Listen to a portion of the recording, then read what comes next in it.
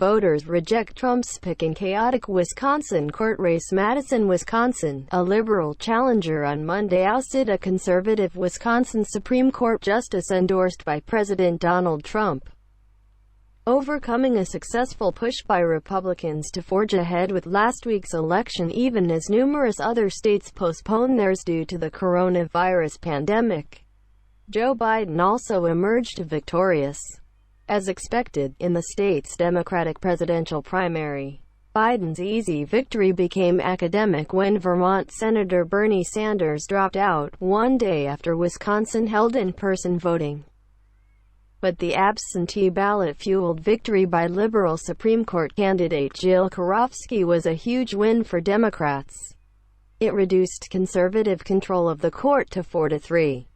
Giving liberals a chance to take control in 2023. Karofsky will now be on the court when the Republican-controlled legislature tackles redistricting next year, a fight many expect to be decided by the state Supreme Court.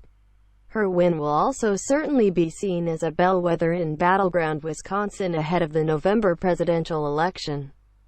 Trump barely carried the state 4 years ago, and both parties see it as critical this year.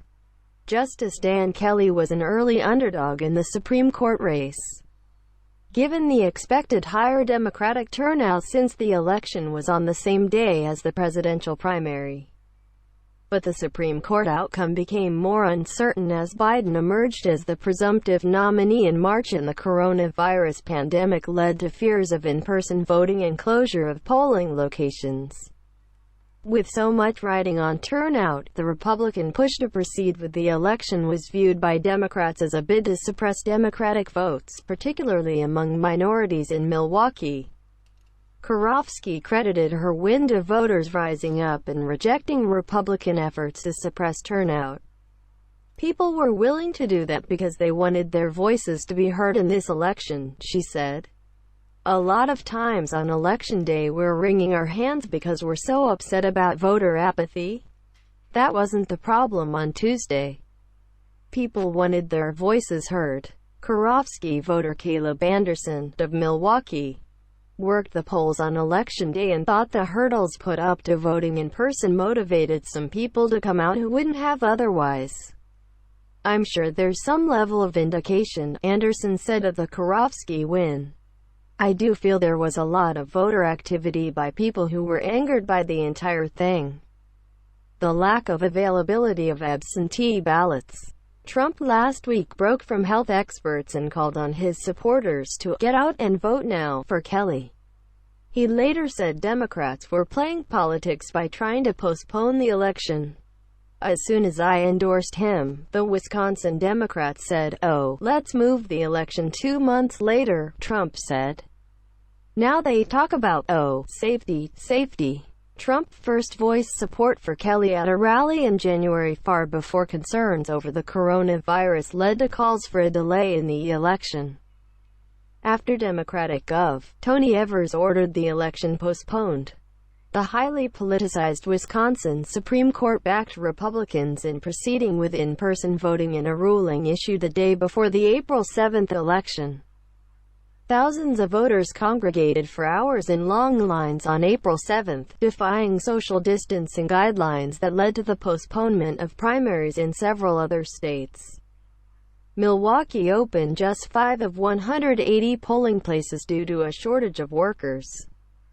Karofsky surged to victory behind a record-high number of absentee ballots, nearly as many as all the votes cast in a state Supreme Court race last year. The Wisconsin election crystallized what's expected to be a high-stakes, state-by-state legal fight over how citizens can safely cast their ballots if the coronavirus outbreak persists into the November election. Democrats are arguing for states to be ready to shift to much greater use of absentee and mailed ballots, while Republicans are raising the specter that such elections could lead to increased fraud.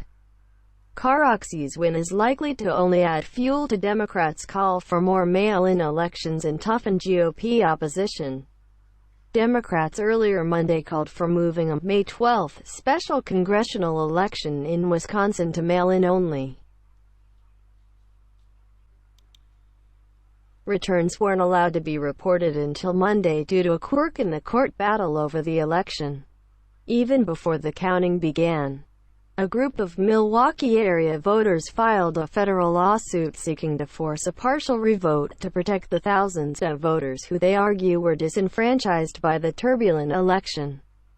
Many voters complained that they had requested absentee ballots that never arrived, forcing them to choose between sitting out the election or risking infection by voting in person. City officials in Milwaukee, as well as Wisconsin's 2 U.S. senators, called on the U.S. Postal Service to investigate the complaints. Evers said on Monday that the election was a mess that could have been avoided.